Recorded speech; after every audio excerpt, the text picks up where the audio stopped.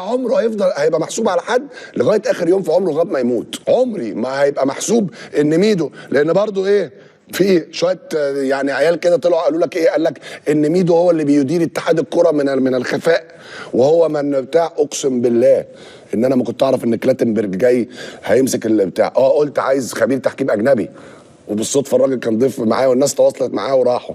ولا كنت اعرف ان فيكتوريا يجي يمسك المنتخب. اقسم بالله وحياه اولادي ان حازم امام عمره ما جاب لي سيره ان فيكتوريا يجي يمسك المنتخب. وعرفت زي الاعلام من الناس. فالناس النهارده تطلع تقول لك ده ميدو كذا ليه؟ طبعا ناس افلاس. ميدو ايه اللي بيدير اتحاد الكره؟ واتحاد الكره فيه عيال صغيره شغالين، ناس كبار وناس محترمه وناس شغاله بنختلف ونتفق معاهم، لكن بيعرفوا يديروا شؤونهم كويس قوي. مش محتاجين ميدو ان هو يقول لهم يعمل ايه. ممكن يسمعوا كلام ميدو في برنامج بيقول كذا كذا كذا، فيبصوا يقولوا يمكن يكون الراجل ده عنده حق، فيبتدوا يشتغلوا على حاجه. باين عاملين لنا سلطه فشل، بيعرفوا يديروا. فشل في بطوله الامم وفشل النهارده مع منتخب الشباب، وفشل النهارده مش عارف ايه. حاجه الوحيده اللي بيبدعوا فيها الفشل، بيغيروا عشان ما نزهقش. يعني انا كنت واخد عهد على نفسي من 2018 لسه كنت هقول كده لحد اللحظه دي ان انا ما اتكلمش على التحكيم، مش عشان حاجه،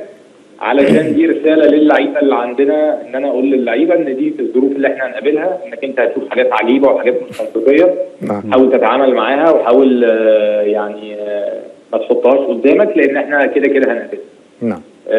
طبعا يعني هو غرابه الجون في ان في فار، وان هو يعني الحكم الفار قال له ومفترض يعني ان هو يعني راجع الجون، لكن انا مش عايز اشتكي او اعمل. خلاص في الاخر الناس كلها زي ما حضرتك شفت، الناس كلها او لو في الاعاده في الماتش، او الناس كلها شافت ان الكوره مش اوفسايد.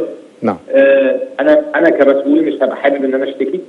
طبعا هسيب الراي الفني لحضرتك والاساتذه الصحفيين اللي هيكونوا موجودين. نعم. او النقاد حتى اللي في كل البرامج. انا بس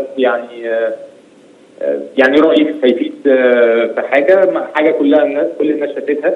نعم. وانا مش هقف عندها كتير عشان يا وجع بطني يعني. انا مش هرد يا جماعه، انتوا ردوا انتوا في التعليقات بقى. انا جبت اخري بصراحه.